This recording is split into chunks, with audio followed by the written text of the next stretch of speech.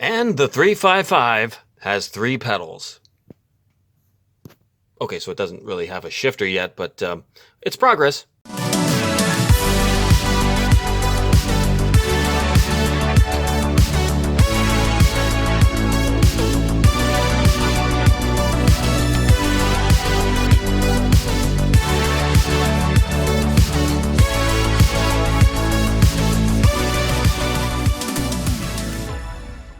Okay, so just a real quick lay of the land.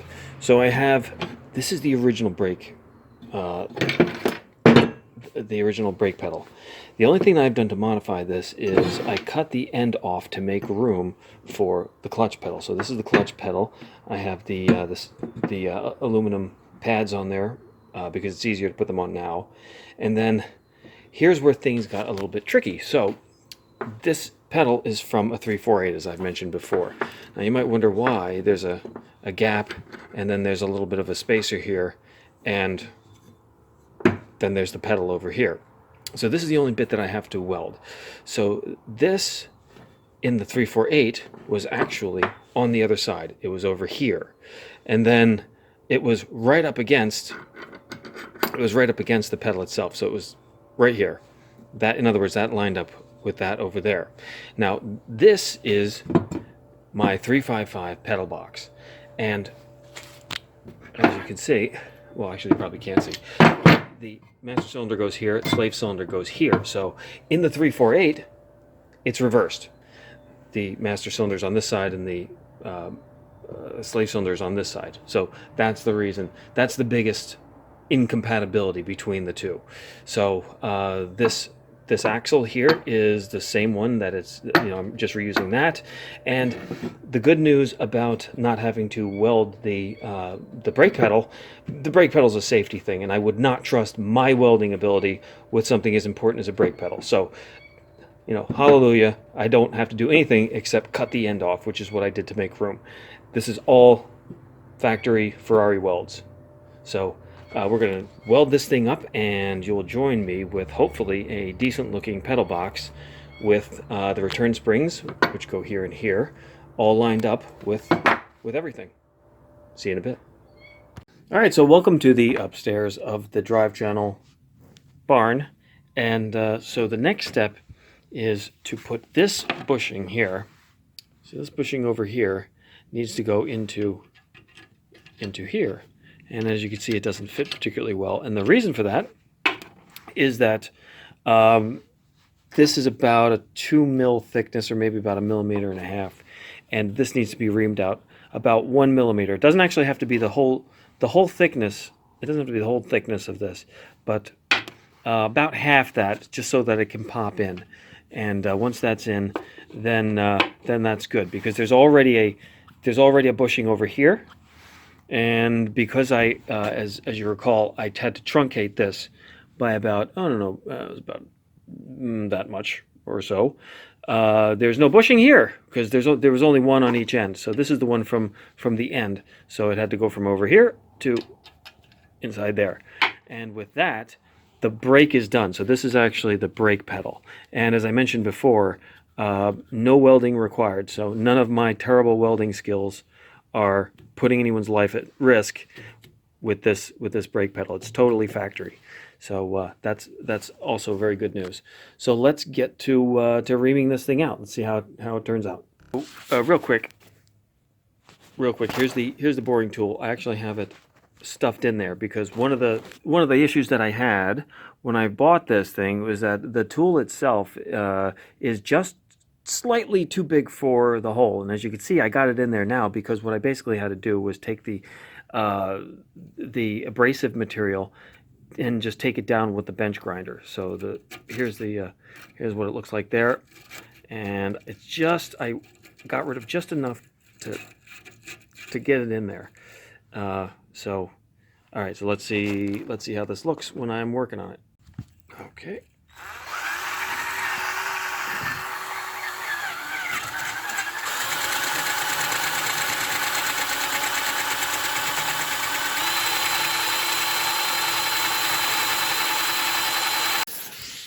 Okay, so there was a slight problem, and that is not really a problem, but because this thing is taking a long time, as Jeremy Clarkson would say, we need more speed. So I'm going to try the die grinder here, and we'll see if that works. So stay tuned to see how that works.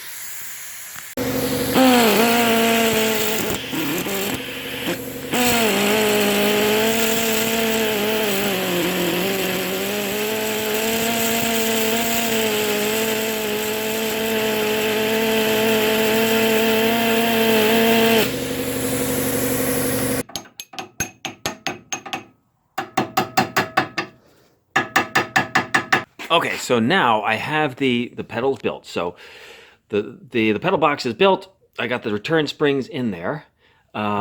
This one, once I put the brake booster in there, the two pedals will line up. So when it's complete, these two pedals have to be at exactly the same height. And so we're going to put the next step is to put the brake booster on, and then to get it in the car. But before that, or halfway in between that process, I have to put on this bracket, which is for the windshield wipers. Now, the reason why it was so hard to get this bracket off before is because I tried taking it off with the pedal box completely in the car. I think what you have to do is put it in or take it off with the pedal box half in the car. So if that makes any sense, basically you just can pull the pedal box out enough so that you can get to all of the bolts on that, and then with that you can actually maneuver it a little bit better than what I was trying to do. So we'll see how that turns out.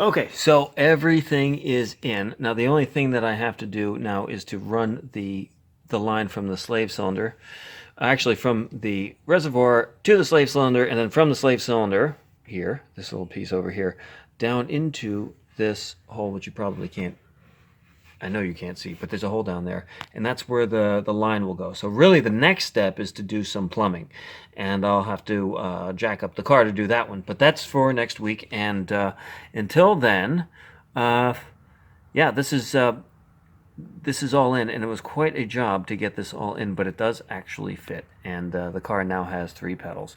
So this is me saying the Broko Barchetta now has 3 pedals, and we'll see you next week for more exciting action on turning this car into a manual transmission.